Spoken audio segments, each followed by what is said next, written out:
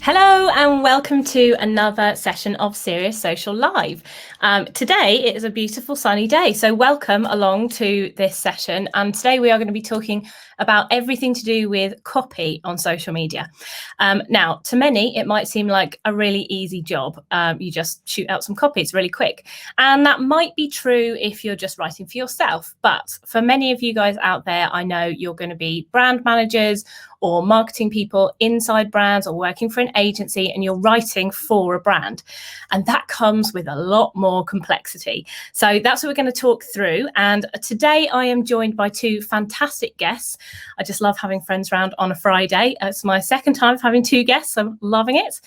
So I'll bring them into the stream now. So first up is Lawrence. Welcome to your first Serious Social Live. Lawrence, do you want to introduce yourself? Yeah, of course. I'm Lawrence. I work in Immediate Future as an account manager, managing the day-to-day with our clients, which in my case is primarily our B2B client, Fujitsu.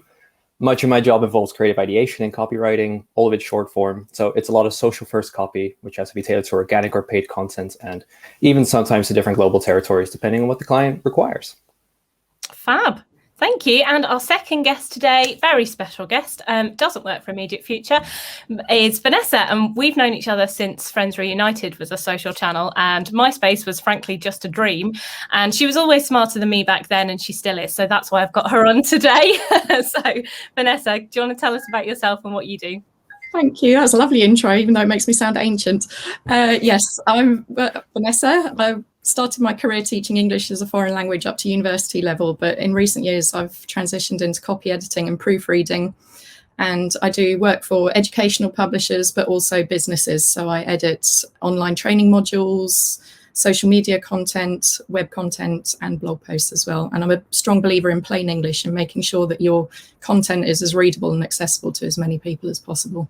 Fantastic. We love that. So Lawrence is our kind of writer expert, and then Vanessa proofreading, editing. So she's going to be checking your work, Lawrence. So watch out.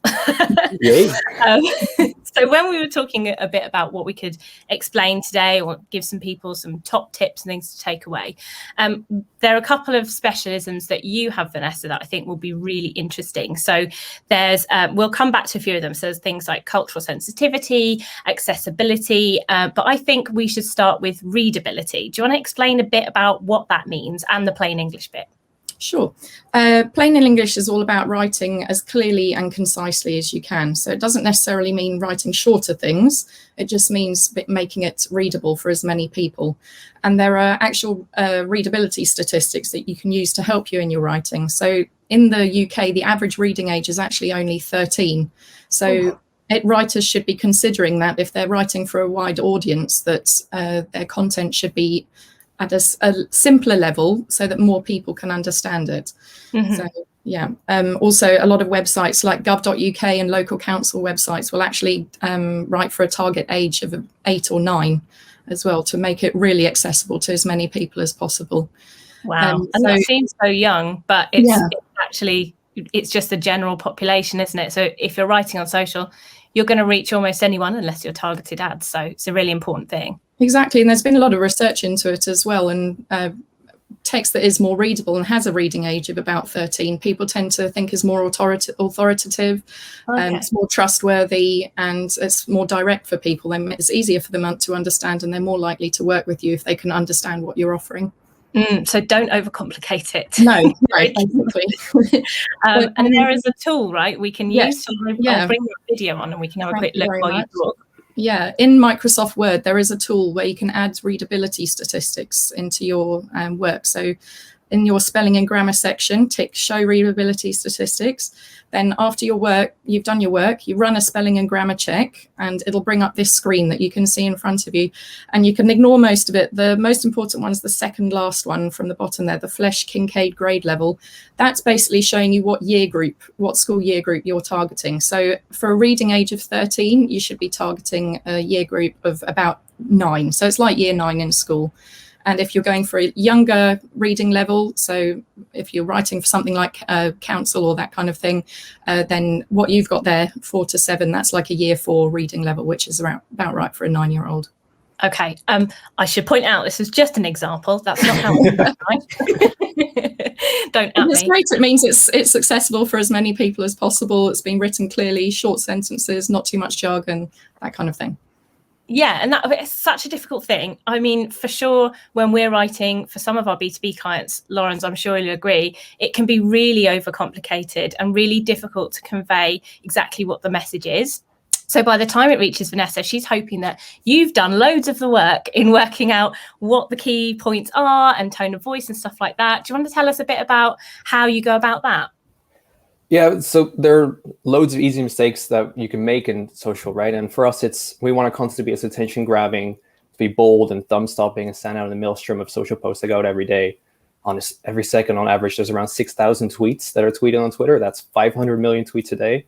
So if you're going to stand out, to be ahead of the pack, you might need a powerful creative, image with a clear message, or a video that makes someone stop and want to watch. But you want to combine it with copy that is readable, free of simple mistakes, and doesn't, insult entire groups of people, which does happen more often than it should. Yeah, I mean, I think we can probably come up with lots of things that people do without really thinking about how it's going to come across on social. I know you got a couple of examples that I could share, so I'll bring the first one on, and if you can have a talk about that. Yeah, it's the wrong thing to say that these are my favorite examples, but there's an example from Cinnabon's Twitter that comes to mind, which is RIP Carrie Fisher.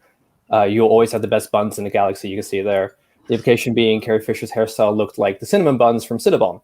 That post wasn't well received. I think it's obvious why, but the thinking there goes beyond copywriting. That goes to common sense and thinking about what you're going to write before you write it. How's this going to affect my audience? What effect will my words have? I'm also thinking of a US Department of Education tweet I saw, and I think we can have an image of that as well, which was actually multiple parts where they were posting a quote and they misspelled the quoted person's name. And then they said sorry in a separate tweet, but they had a whole new typo in that one as well, which is just a double whammy. That's not great. It's a double whammy, particularly for the Department of Education. It's just bad. I would not want to be the social media manager that day, right?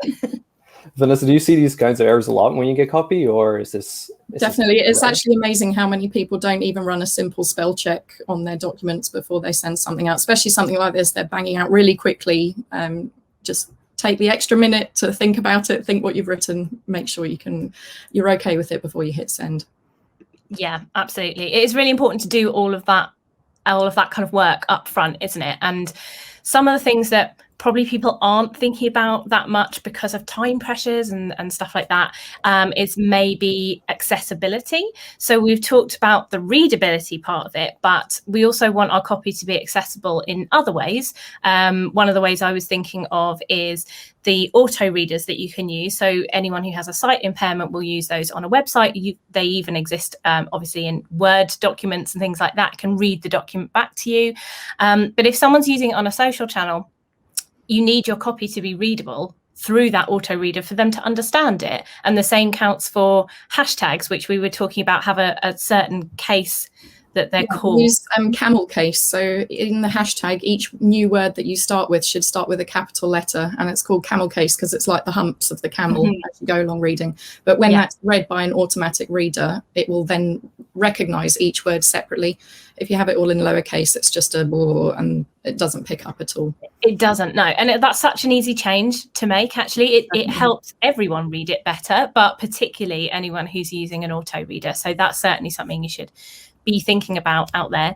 And so I think accessibility, definitely. Another one may be cultural sensitivity, and that's something I know that you've worked on a bit, and we certainly have global clients. We're writing for global audiences, and it is something that maybe we don't get that much time to think about, or perhaps we sometimes hope that the client has thought about that in their blog copy first. But can you tell us a bit more about what that means?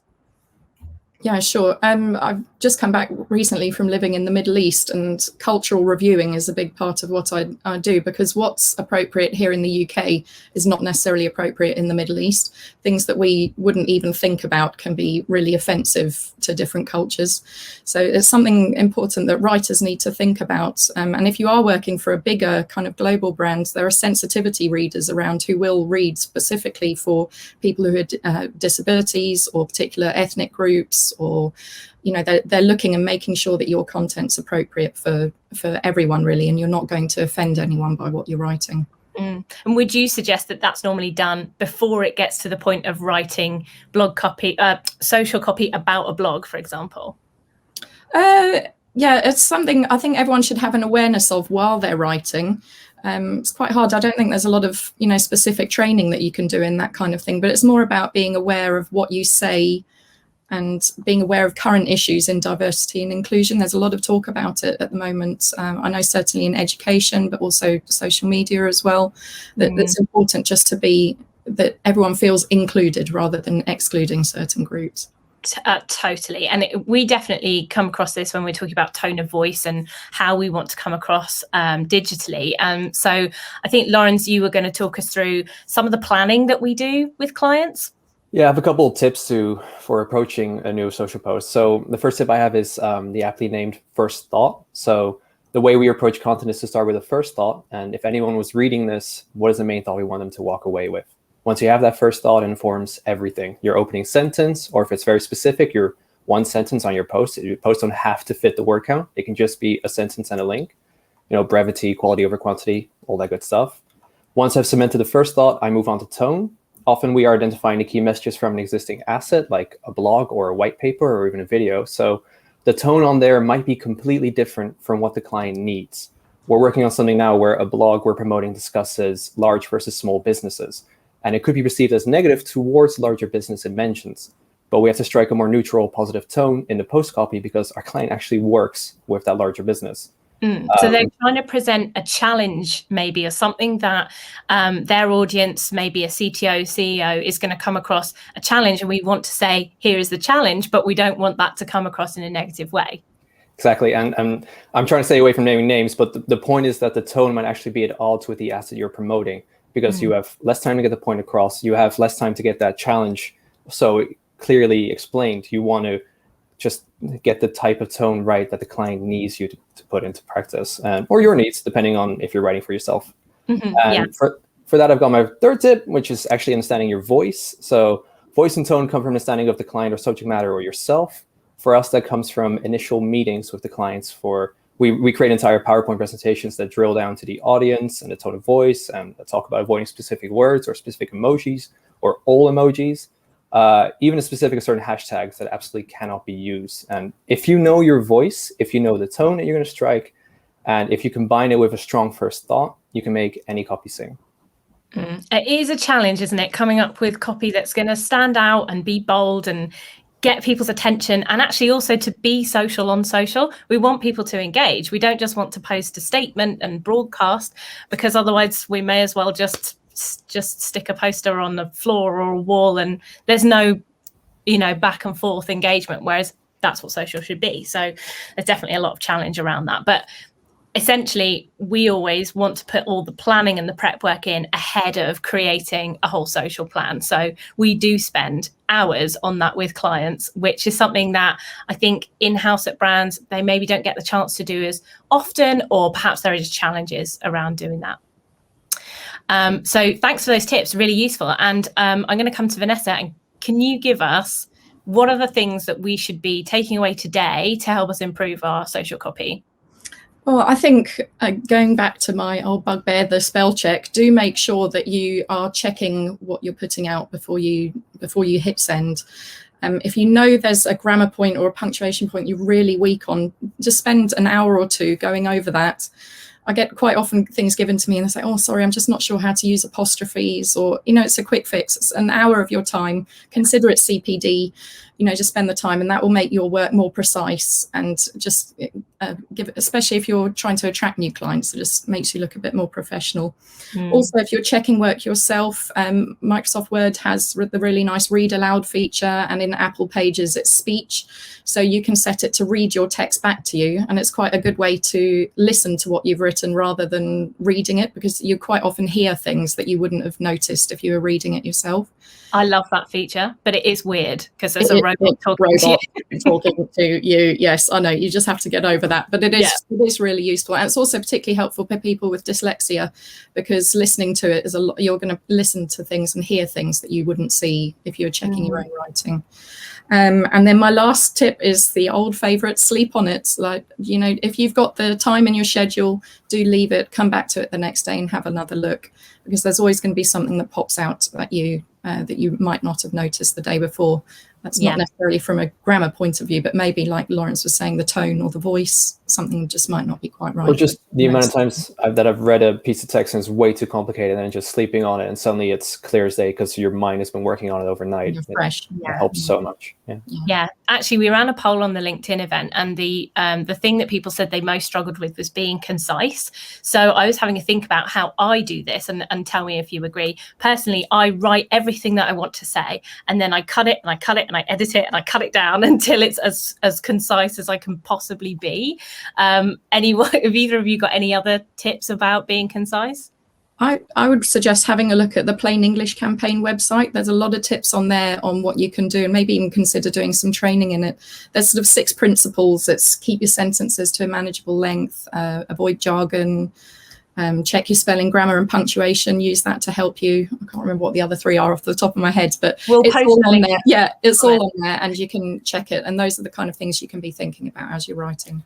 Mine is a bit more brute force. I write down everything that I want to write. So it's usually like 300, 400 words. And then, like Belle does, I take out the first thought. I take out what absolutely needs to be in it. And then I try to shorten it by, instead of going to, it's just to, stuff like that. Yeah. And that's the nitpicky stuff. Miss out a few words here and there. But of course, that again has its own challenges with accessibility, because if it's being used through an auto reader, missing out words can be a bit of a challenge. Missing out words doesn't necessarily make your meaning more clear. So just making your content shorter does not improve its readability. Sometimes adding a few extra words will improve readability. Yeah. And there are things that we can use on social, like if you take Twitter, for example, create a thread instead of just a single post, and then you can explain yourself better. Yeah. Great. Oh, that was so insightful, so useful. We've had lots of comments saying, thanks for this, great tips. And someone saying they call them humpback hashtags instead of camel case. Yeah, there's a few different names for them, but that's a like top tip for people to take away. So thanks so much for your time today. That was really excellent. And for everyone watching, thank you. And for everyone listening, thank you. You can catch up on any of our Serious Social episodes again on YouTube or Facebook as a video. We also have a podcast, which is exactly the same recording. So if you prefer audio, go and listen to that pretty much anywhere you get your podcasts from. And then join us again next week. Katie has a guest with her. So we're all about the guest life at the moment. And in the meantime, have a great weekend. Thanks, everyone. Thanks a lot. Bye. Thank you. Bye.